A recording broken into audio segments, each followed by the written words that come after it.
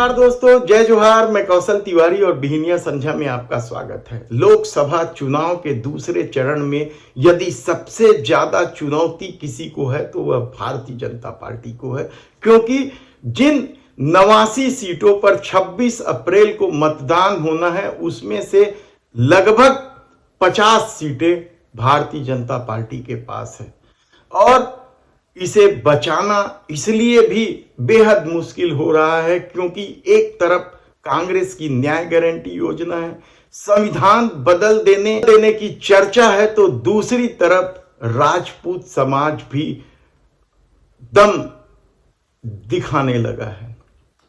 और ऐसी परिस्थिति में राजस्थान के जो 13 सीटों में चुनाव होगा और जिन 13 सीटों पर भारतीय जनता पार्टी काबिज है, क्या भाजपा उसे बचा पाएगी? क्योंकि राजस्थान में न केवल राजपूत आंदोलन का प्रभाव दिखने लगा है, बल्कि वसुंधरा राजे सिंधिया देश के प्रधानमंत्री नरेंद्र मोदी से दो दो हाथ करने को तैयार दिखाई दे रही है। क्या उसे मना लिया जाएगा दूसरे चरण के लिए? कहना बेहद मुश्किल है। लेकिन आज हम बात करेंगे छत्तीसगढ़ की। छत्तीसगढ़ के जिन 3 सीटों पर दूसरे चरण में मतदान है 26 अप्रैल को, उन तीनों सीटों पर भारतीय जनता पार्टी ने 2019 में परचम लहराया था। ये 3 सीटों में से सबसे महत्वपूर्ण सीट है राजनांदगांव की, जहां से कांग्रेस ने अपने पूर्व मुख्यमंत्री भूपेश बघेल को मैदान में उतारा है, तो भारतीय जनता पार्टी ने प्रत्याशी बदलने की जहमत नहीं उठाई और संतोष पांडे को ही मैदान में उतार दिया है। यहां अमित शाह की सभा हो चुकी है और कांग्रेस की भी बड़े दिग्गज नेताओं का, जिसमें राहुल गांधी, प्रियंका गांधी, कई नेताओं के नाम लिए जा रहे हैं, सबकी सभा 1 हफ्ता के भीतर होनी है। ऐसी परिस्थिति में जब राजनांदगांव में विधानसभा चुनाव जो हाल में हुए, उनमें 8 सीटों में से 5 सीटें कांग्रेस के पास है, 3 सीटें भारतीय जनता पार्टी जीत पाई है, जिसमें से पंडरिया में डॉक्टर रमन सिंह की भांजी भावना बोहरा, तो कवर्धा से विजय शर्मा और राजनांदगांव शहर की सीट से डॉक्टर रमन सिंह। बाकी सभी सीटें कांग्रेस के पास है और इस परिस्थिति को देखते हुए आसान तो लग रहा है कांग्रेस के लिए, लेकिन क्या भूपेश बघेल की राह आसान है? क्योंकि भारतीय जनता पार्टी ने जो छत्तीसगढ़ में चुनावी अभियान छेड़ा है उसमें निशाने में भूपेश बघेल है।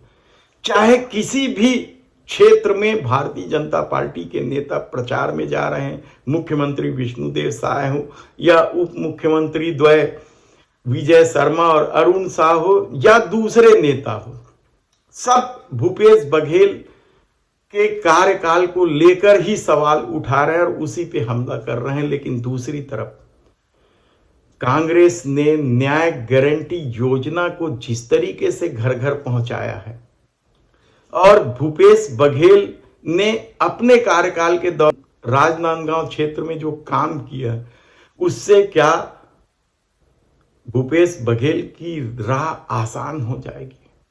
मुकाबला बेहद रोचक है। हालांकि अब तक कहा जा रहा है कि भूपेश बघेल बढ़त बनाए हुए। देखना है कि जब 26 अप्रैल को मतदान होगा तब क्या स्थिति बनेगी। बेहद ही हाई प्रोफाइल सीट है राजनांदगांव की, लेकिन दूसरी तरफ महासमुंद की सीट भी कम हाई प्रोफाइल नहीं है।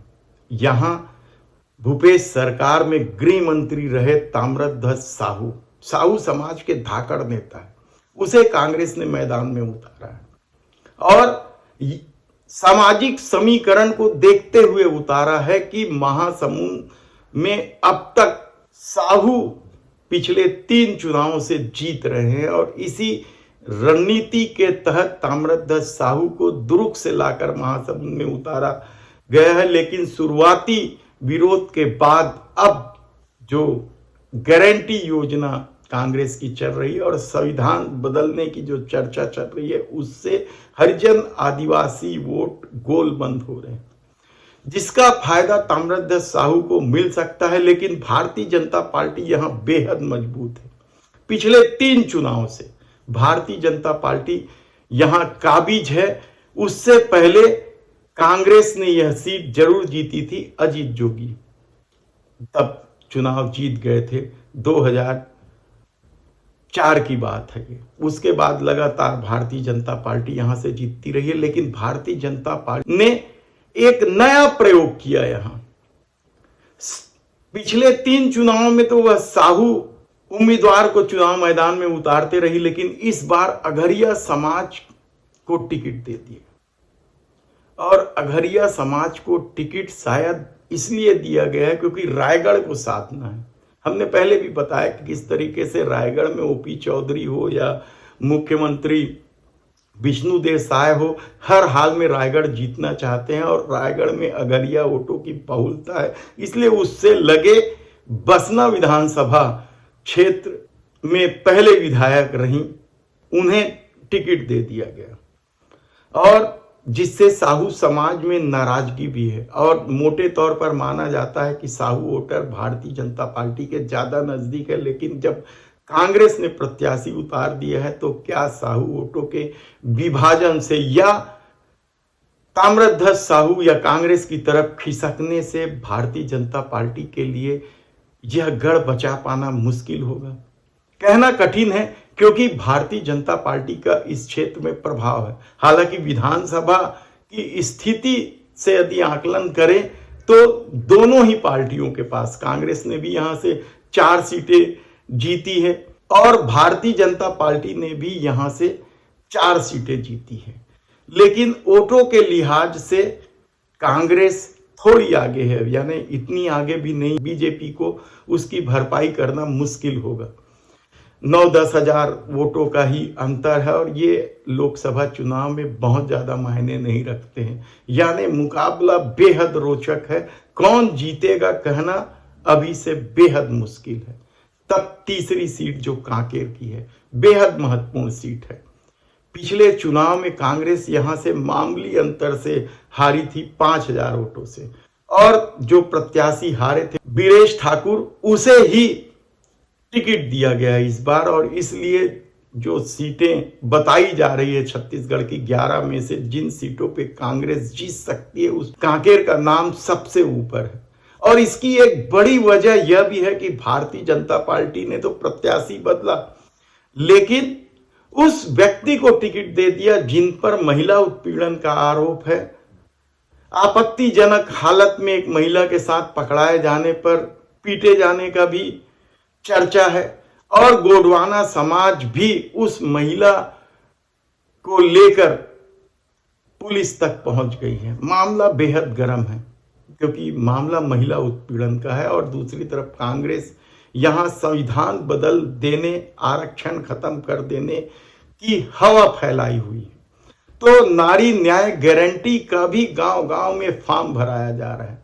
खूब नारेबाजी के साथ, खूब धमा चौकड़ी के पास साथ मुकाबला तो है, लेकिन कहा जा रहा है कि बीरेश ठाकुर पैसे से कमजोर पड़ते नजर आ रहे हैं। और हालांकि कुछ स्थानीय यानी छत्तीसगढ़ के कांग्रेस के कुछ नेता उन्हें पैसों की मदद तो कर रहे हैं, लेकिन भारतीय जनता पार्टी के सामने पैसे क्या मायने रखते हैं? जिस पार्टी के पास करोड़ों अरबों की नकदी हो, जिस पार्टी के पास 300 जिलों में लगभग भव्य कार्यालय हो, उन्हें पैसे की क्या कमी है? और इसलिए भोजराज के द्वारा मनमाने पैसे खर्चे किए जाने की भी चर्चा है। ऐसी परिस्थिति में इन तीनों सीटों में से 2 सीटें भारतीय जनता पार्टी के लिए बुरी तरीके से फंसी हुई है। तब सवाल ये है कि क्या भारतीय जनता पार्टी दूसरे चरण में अपना जो सीट है वह बचा पाएगी, अपना गढ़ बचा पाएगी? क्योंकि जिन 89 सीटों पर चुनाव होना है उनमें 13 राज्य की 89 सीट हैं। असम की 5 सीटें हैं जो भारतीय जनता पार्टी के पास है। छत्तीसगढ़ की 3 सीटें वह भी भारतीय जनता पार्टी के पास है। कर्नाटक की 14 सीटों पर 26 अप्रैल को मतदान होना है, तो केरल के 20 सीटों पर, मध्य प्रदेश के भी 7 सीटों पर चुनाव होना है, महाराष्ट्र के 8 सीटों पर 26 अप्रैल को ही मतदान है, तो राजस्थान के 13, त्रिपुरा और मणिपुर में एक एक सीट, उत्तर प्रदेश की भी 8 सीटों पर मतदान है दूसरे चरण में, तो पश्चिम बंगाल की 3 सीटों पर और जम्मू कश्मीर की 1 सीट पर मतदान है 26 अप्रैल को। दूसरे चरण में क्या कुछ होगा, क्या कुछ चल रहा है, हम आपको बताते रहेंगे। लेकिन एक बात तो तय है कि दूसरे चरण भारतीय जनता पार्टी के लिए सबसे बड़ी चुनौती बन गई है।